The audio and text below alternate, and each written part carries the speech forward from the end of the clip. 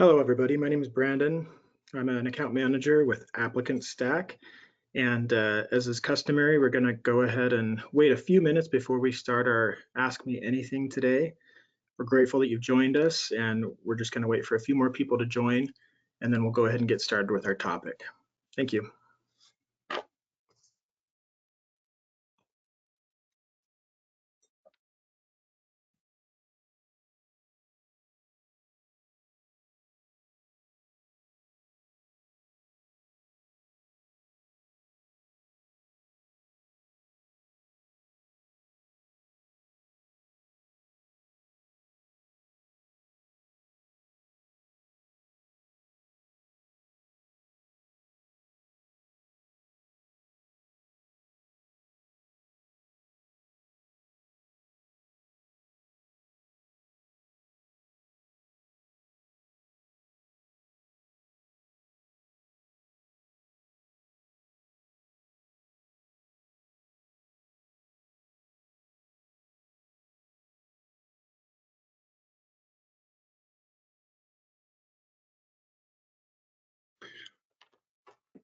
All right, well, it's 2 past the hour. Again, I want to thank everybody for joining us for today's Ask Me Anything. My name is Brandon. I'm an account manager with ApplicantStack, and I'm also joined by my fellow account managers, Ellen and Carol. We look forward to... Just before you begin, you'll just need to share your screen. Okay, I'm sorry about that. Can you see it now? Yes. Yep. All right, good.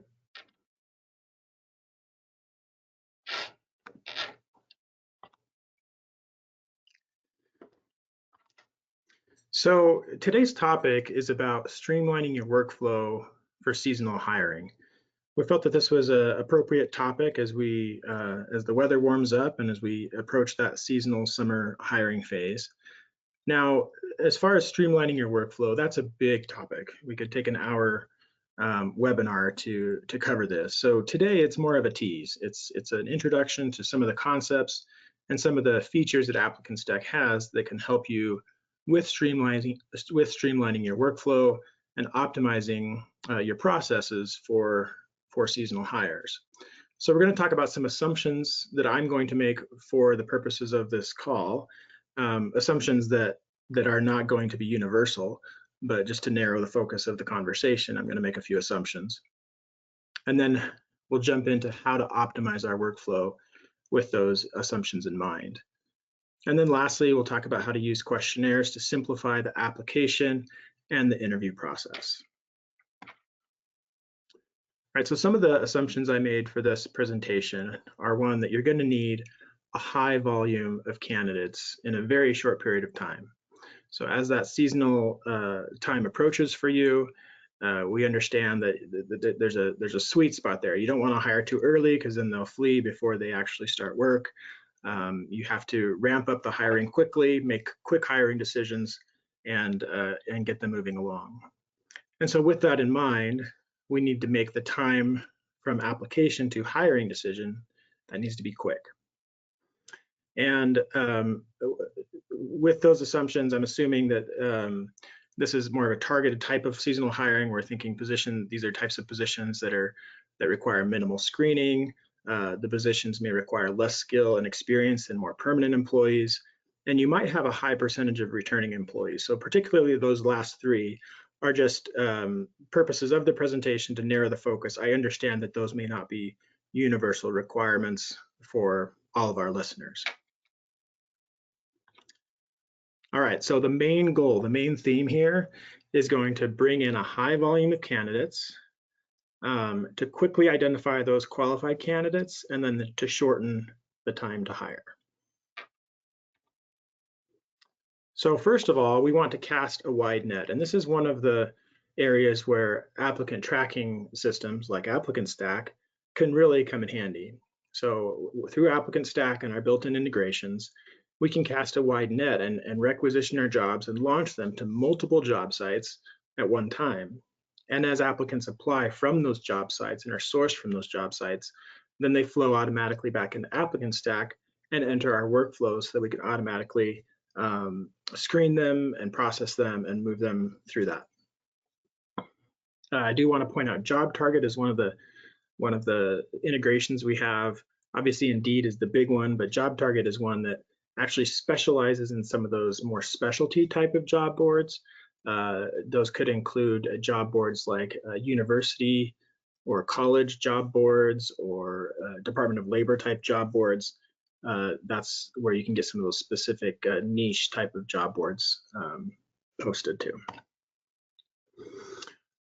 All right, so to optimize our workflow in this setting, we want to make sure that we remove as many unnecessary steps as possible. We want to use automated texts and emails to move candidates to the next step. So when a candidate applies, we want them to immediately receive feedback that we have received their application and that either we're going to be in touch, or to the next bullet point, we have a call to action within that message. So I'm a big believer in always having a call to action. We don't want to leave necessarily the ball in our court, particularly for these types of campaigns where we have to hire a lot of people quickly. If we leave the ball in their court, we know that we're competing with other people who are doing this type of seasonal hiring. And if they're having an immediate call to action, moving the candidate along automatically, then we're going to be losing out to that candidate. So in that same spirit, we want to allow candidates to self-schedule their interview. And better yet, we may want to consider allowing them to self-schedule a virtual interview. One of the benefits of virtual interviews is that people can be more flexible with their schedule and when they're available. For example, if they're already working, they might be able to take a quick 15-minute break to do that interview, or do it on their lunch break, or whatever other busy things are going in during their life. They can take a step aside and join a virtual interview, whereas an in-person interview might mean a whole morning or an afternoon. So there are downsides, of course, to virtual interviews. You may not be able to get as good of a feel for a candidate, or you might be getting candidates scheduling those interviews that maybe have a little bit less commitment because of the ease of signing up for a virtual interview. But that's where you as recruiters and business owners need to decide where that fine line is and which you would prefer. But you can definitely get through a lot more volume if you consider virtual interviews. All right, so here is a streamlined example of a quick to hire workflow. So you start with a short application, and when I say short application, I mean it could be as basic as simple contact information. Now, you do want to ensure that the candidate knows exactly what they're hiring, what they're being considered for. So that might be something that you want to make sure you put in the language of your application, exactly what they're going to be doing, what the day-to-day is going to be, so that when they're entering that contact information, they at least have some sense that they are qualified or desiring to do that work. Now, the downside, again, is that you don't have a lot of information to make a hiring decision if it's just a simple basic contact information. And so a solution to that, and something that works really well with an ApplicantStack, is to automate the application received message, that message that automatically goes out the second that the candidate hits submit. So oftentimes I see when I work with clients that application received message just says, "Thank you for applying. We'll be in touch. We'll let you know what we decide." And so, as I referenced earlier, I think it's really important here to have a call to action so that that next step is not actually on you, but it's on the candidate. That way, if they apply, say, on a Friday afternoon, they can be working on that next step through the weekend, and you can come in on Monday and see that, hey, they've already scheduled an interview. Whereas if you leave the ball in your court, you have to come in on Monday, you have to review that application, then you have to send them a follow-up questionnaire to see if they're qualified, and then after that, then you're sending them another invite, and you could have, a week could go by before you actually get them scheduled for that interview. So then when the candidate completes the follow-up questionnaire, ApplicantStack can be configured to automatically trigger them to go to the next stage. So if they go to that next stage and that next stage happens to be the interview stage, they enter that stage, and this is all happening in the background automatically. They enter that stage, and then they get an interview request, and they can schedule that interview right from that message, and it integrates with your Outlook calendar or your Google Calendar so that they know exactly when your availability is, and it's displayed to the candidate. And without any intervention from you, they can go ahead and schedule that interview. So then the recruiter uses a questionnaire template to conduct the virtual or the in-person interview if you choose that method, to do the interview effectively and fairly. So I do believe that it's very helpful to have a template with the questions that you want asked for that interview. Instead of having or expecting your recruiters or yourself to speak extemporaneously and just kind of wing it, as they would say, it's really a good practice to have a set of questions. Now, that doesn't mean you can't deviate from those a little bit, but using ApplicantStack's questionnaires, you'll have an area where you can fill in those answers, take notes, and it's all in one centralized place, and then it becomes part of the candidate record. So then the next step, if that interview goes well, and if you have to do background checks, etc., once those are done, then we can automatically send the job offer letter with an invite, followed by an invite to complete the new hire paperwork online using ApplicantStack onboarding. So pretty quickly, within a week, you could go from application to onboarded if you use this simplified process. And if you do use onboarding, then the paperwork can be pre-filled with the basic candidate information. So we've all applied for jobs or onboarded at jobs, and we've had to fill out the paperwork either online or in person. And we have to fill out our name 20 times and our social security 10 times and our date of birth, et cetera, over and over and over. It can really be a good look to a candidate if you have your ducks in a row, per se, by having those forms pre-filled with the information that they've already provided. It just creates a lot better experience for them, and it also helps avoid errors on your end, and helps prevent the candidate from accidentally, say, putting in one digit of their phone number incorrectly on one form and then causing problems later on down the road. So here's an image of what a streamlined workflow might look like within ApplicantStack. So this is the example I gave. So again, the new stage, they come in, application is received, and that new stage is triggered to automatically send an application received email with a link to the skills evaluation questionnaire. When they complete that questionnaire, then they are automatically moved into the interview stage. When they enter that interview stage, they're automatically sent a text message with a link to ask them to click on that link and schedule their own interview.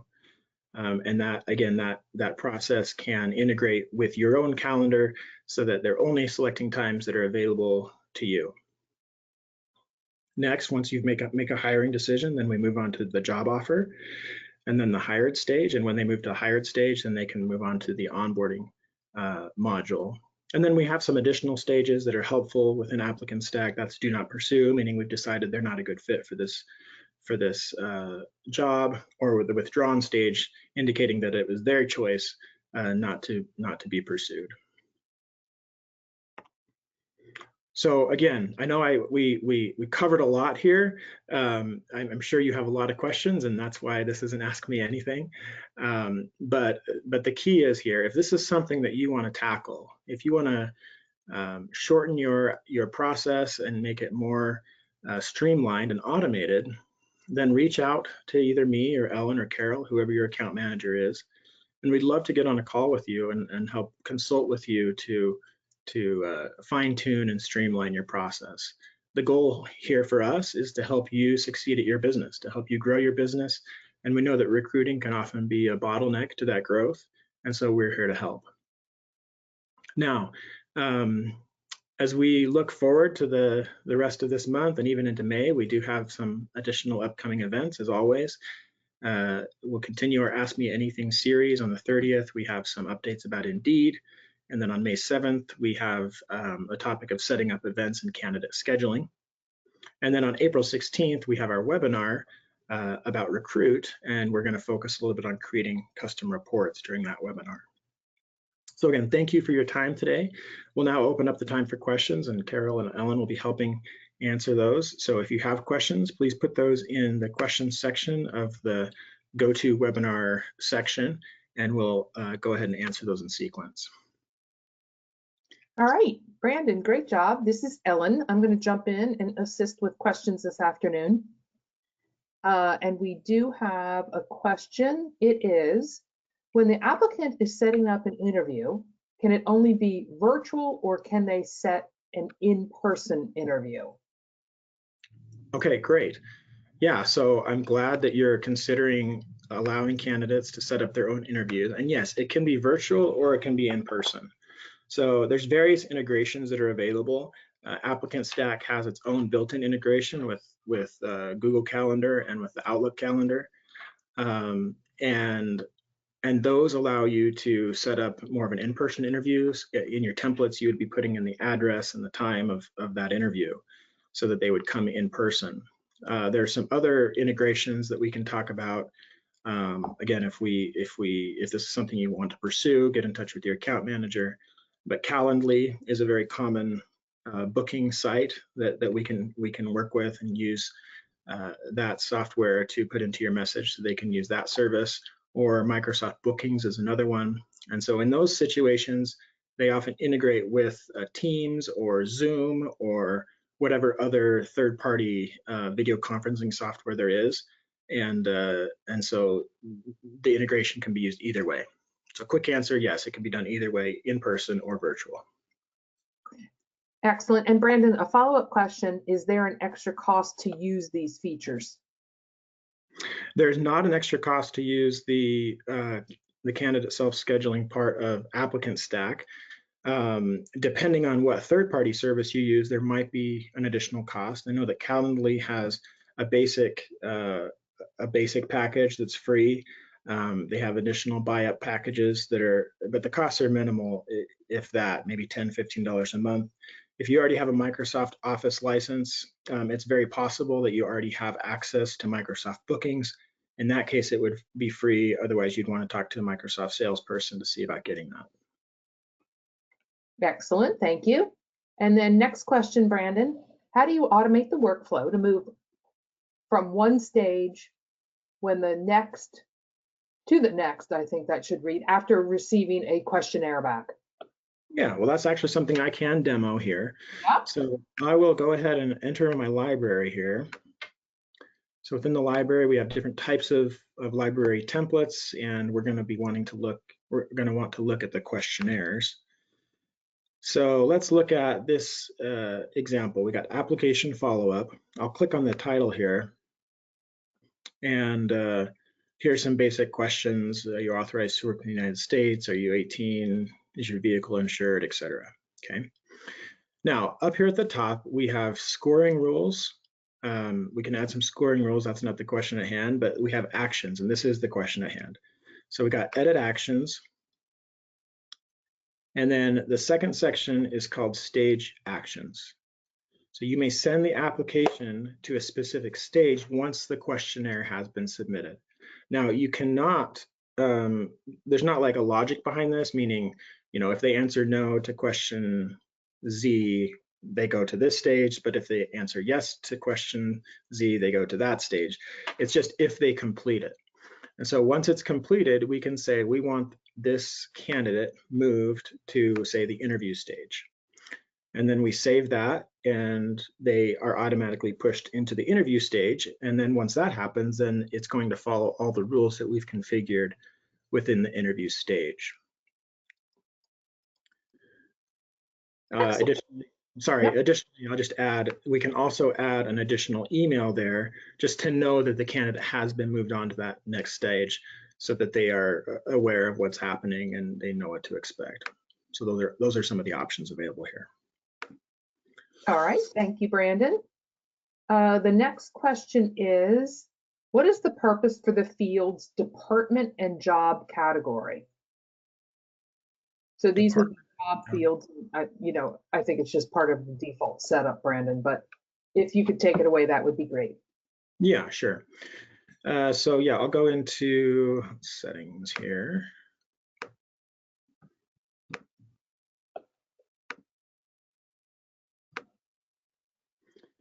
So department and job category are two types of job fields that you might see in your configuration.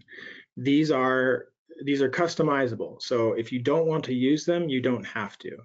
But department would be appropriate if you have a larger organization and you want to assign the job to say physical facilities. So within physical facilities, you might have housekeepers, you might have maintenance people, you might have engineers.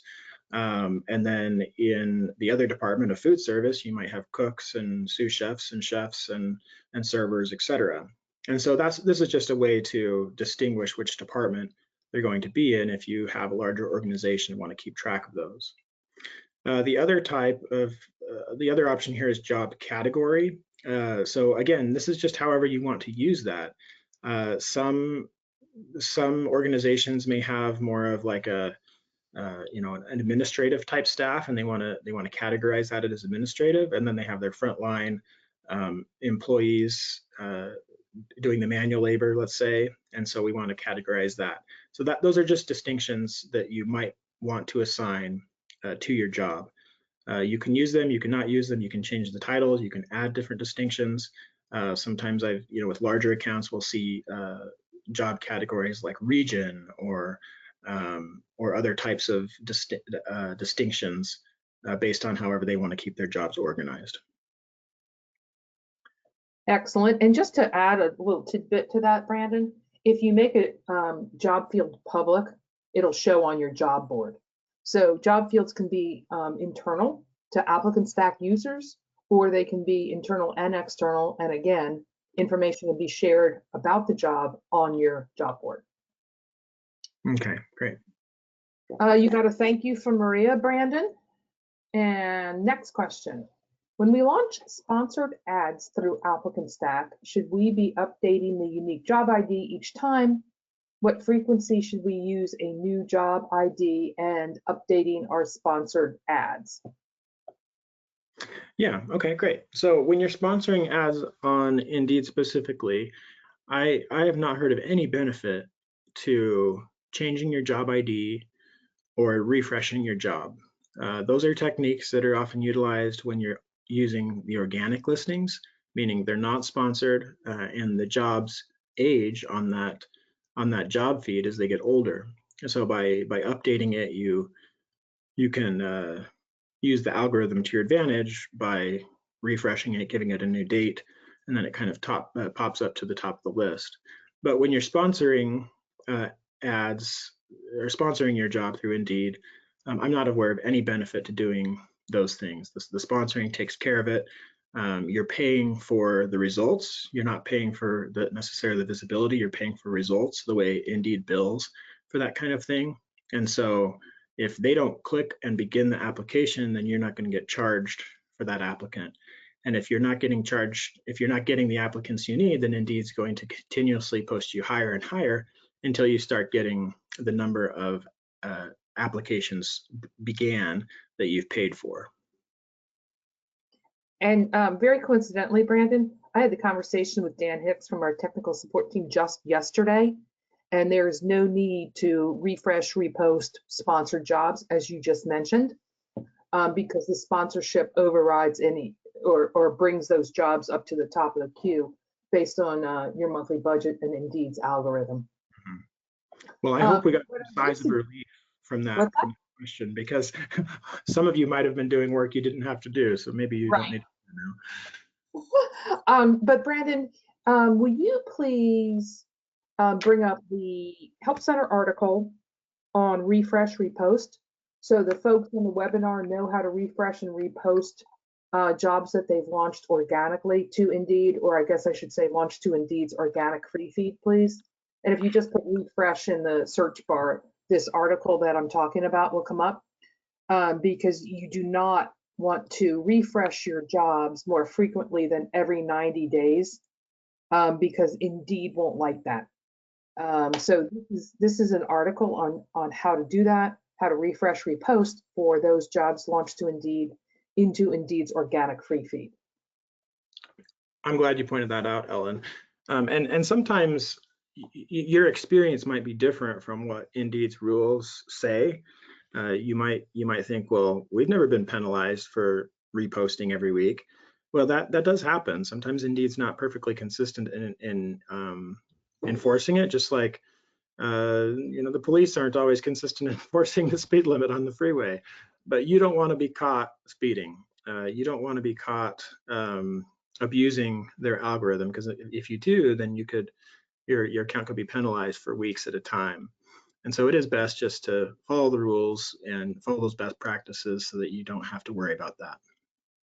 That's a great analogy, Brandon. I might have to use that one. Feel free. Yeah. All right, you got a thank you from Ali, and she was the one who asked about, do we need to refresh, repost sponsored jobs? So Okay. we know the answer to that is no. Here's a follow-up question, and it is, Brandon, can you please show where the edit actions button is on the questionnaire, on any questionnaire again, please? Yes, happy to. So I'm going to go to the library, and then on the left sidebar, we have the types of library items. We'll go to questionnaires. Now, typically when we edit a questionnaire, we would click on this edit shortcut, but that's not where the action options are. The action options are actually under the view option. So I click on the title, and then we'll see those here, actions, right up here at the top of the questionnaire. So then I edit those actions, and now I'm into the options to assign what stage I want the questionnaire, what stage I want the candidate to be moved to once they've answered this questionnaire. And I would add that this isn't something that you can think broadly and creatively with this feature. So you can have multiple questionnaires at multiple stages of your workflow doing the same thing. You might have one follow-up questionnaire on the application received. You might have another in preparation for the interview. So there's a lot you can do here. You don't just have to limit it to one questionnaire. And Cheryl now sees the actions button. So thank you for showing that, Brandon.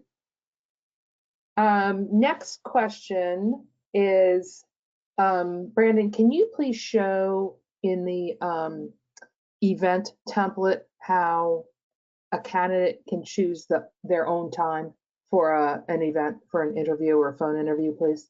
Yes. So there's the kindergarten level, and then there's the AP level version. So if we go to the kindergarten version, we just go to events here, and we create a new event. Let's see here. Oh, excuse me, go to library, go to events, and then we can create an event template. I already have a few in here. We have interview, for example. I'll edit this. And the scheduling option is down here. So here I have set to invite the candidate to schedule a time.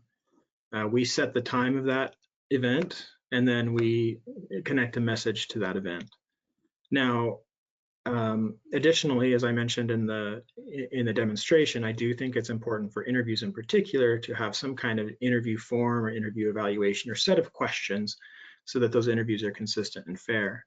And so here's where we can assign that feedback to the user, meaning whoever that recruiter is going to be assigned this questionnaire to fill out and ask from when they're doing their interview. And then we can also put in message reminders so that they do complete that questionnaire. Now, my configuration is set up to integrate with my Office calendar. And so that's how you would create this within ApplicantStack. But as I mentioned, there are third-party booking softwares that you can use as well. And if you use one of those, essentially you go to that software, you create your event, and then you just copy that link from that software, and then you just are going to paste it in one of the messages that you're sending your candidates. and reference it in the message. So, hey, thank you for filling out your follow-up questionnaire. Now we're ready to interview you. Please click on this link to schedule an interview. They'll click on the link, they'll be directed to that third-party site. And then when they schedule that, it'll show up on your Outlook calendar, and a sequence of reminders will be set up depending on your configuration. Excellent. And I'm just going to add another little tidbit from my past recruiting experience. Brandon, can you please scroll down and show that questionnaire that's attached as part of this template? And those of you who have been on AMAs in the past, you've heard me say this before, that hiring managers are typically very good at what their assigned job is. They're probably, well, I shouldn't say probably not, maybe they're not good at interviewing. So if you're including a hiring manager in the interview process, and you provide an interview evaluation questionnaire, and Brandon's going to this one that's included with ApplicantStack, they can use this questionnaire as their guide to asking questions. I worked with a hiring manager who hated to interview because he didn't know what to ask, or he felt silly asking certain questions. And so in this case, you provide a questionnaire that the hiring manager or whomever needs guidance during the interview can use to follow a process, and then complete the interview evaluation and submit it, and then it's part of the candidate's record. Yeah, thank you, Ellen. And one of the hard parts about interviewing is not just coming up with the questions, but understanding how to interpret them. And so interview guides, especially when you have a scale like this, where you can actually use some kind of scoring, that can significantly aid the recruiter in being able to quantify how well the person did on their interview.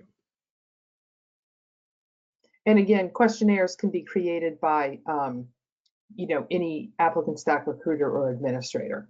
So they can be used to follow your particular recruiting processes as well.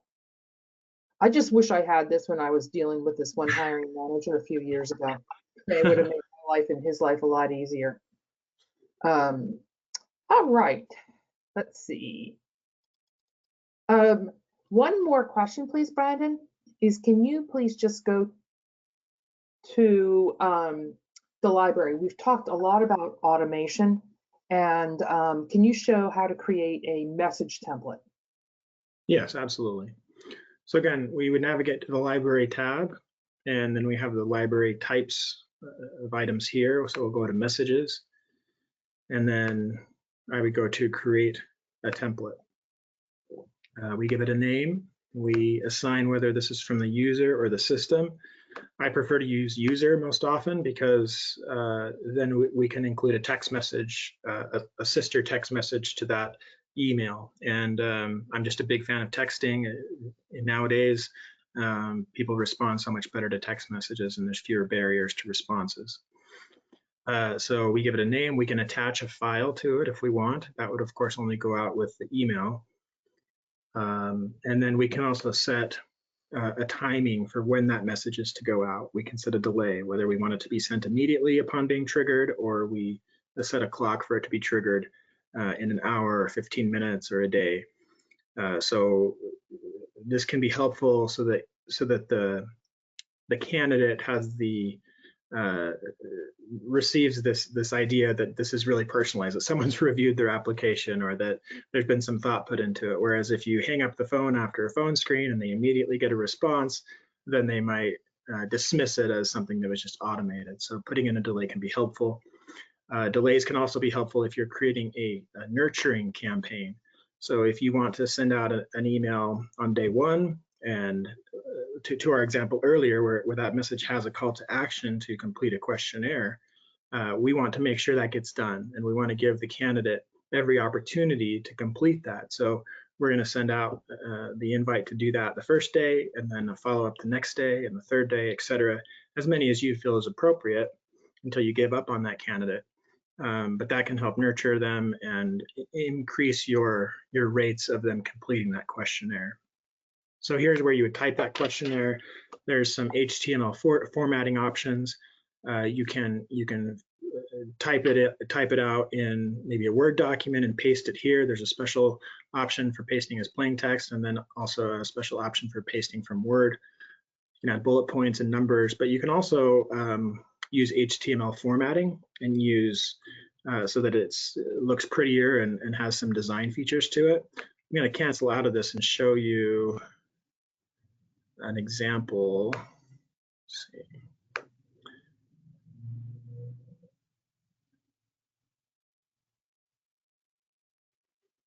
Maybe I won't. I'm going to skip that, I guess. Here's one. So this has some formatting here, so it looks more personal and more professional, and shows a little bit of a company's branding. That can be quite helpful as well, but you'd be doing that in HTML. Excellent, thanks, Brandon. The next question is, how do we assign hiring managers? So this is assigning hiring managers to a particular job. Okay, so yeah, so I would go to the Jobs tab, and I have a janitor job here. I'm gonna open that up, and when I edit the job, I'm given the option to assign them right here. So I have user access, and I can assign job owners, and I can assign hiring managers here. When it comes to moving a candidate from recruit to onboarding, there's also an option. There's a pop-up that shows asking you which hiring manager you want assigned to that candidate, and I can show you that. Let me see if I can quickly demo that. So if I want to move janitor to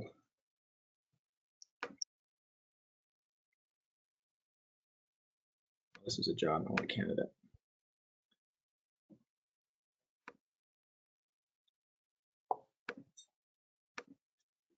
So if I move first last to hired, you'll see a pop-up here, and you will have the option to assign which onboarding workflow they're going to be assigned to and who the onboarding manager would be.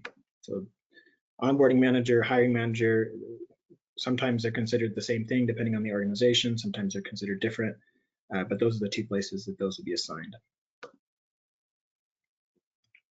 Great. Next question is, if we set reminders, it does not appear that the reminders are canceled when the candidate is moved to the next stage. Is this correct, or is there a way to set them to be deleted if they are not still in that stage?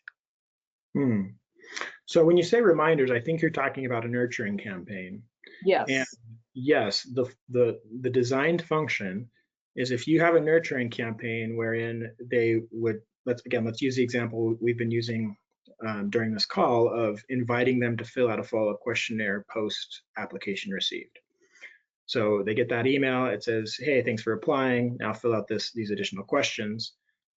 So that's going to go out immediately, and then you have the follow-up going out the next day and the third day, and then maybe a week later saying, hey, if you're still interested, please fill this out, otherwise let us know.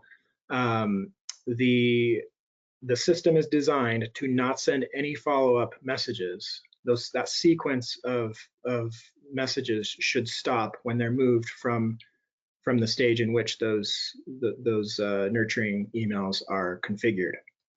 So if you have 3 or 4 set and the candidate is moved sometime in the time period between the second and third message, they should not receive the third and fourth message.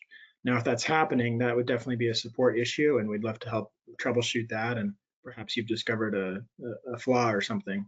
But most likely it's a configuration issue that we can help you straighten out. All right, excellent. Next question, Brandon, is we use questionnaires more on the onboarding side and have recently had issues with the questionnaire not populating the hired information in the questionnaire. Please advise. And I'll just jump in on this one. Since all accounts are configured, unique to your organization, Sharon, can you please submit a technical support ticket on that? And Brandon may be showing you something here, but can you, when you create the technical support ticket, can you please specify which questionnaire is causing these issues, and then tech support member can do a little research for you and respond directly to you. Great, thank you, Ellen. Mhm. Yeah, that's a very specialized question, so there's not much to demo here, but yeah, let's just address that offline. Yeah, we've got an excellent technical support team. And Brandon, can you please show how to access the technical support web form, please? Of course, yeah. So whether you're in onboarding or recruit, in the top right corner of your screen, you'll see this orange box with the question mark. So if I click on that, it gives me 3 options. We can look at the new features and updates. That's kind of like a blog post. And then we have the Help Center, which is our knowledge base of articles and help resources.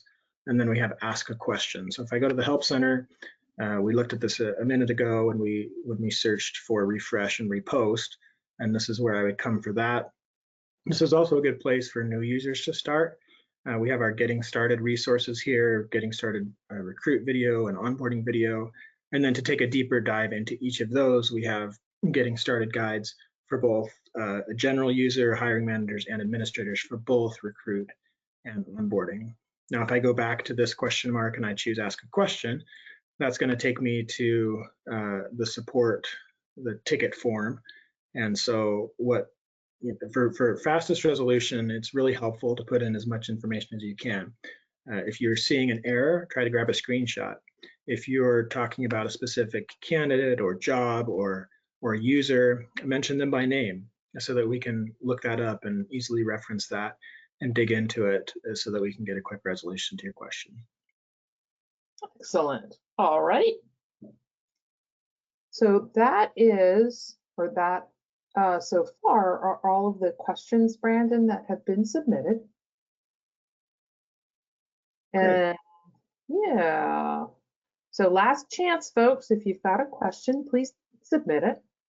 And I think we're wrapping up, Brandon. Okay. Well, from me and Carol and Ellen, again, we thank you for attending today. We had a great discussion. Really appreciate the thoughtful and educated questions that we received today. We hope you find benefit in this, and we hope to see those requests for some additional calls so we can help you streamline your workflow. Again, I'll point your attention to our upcoming events. Those are coming up on, this is not the right one.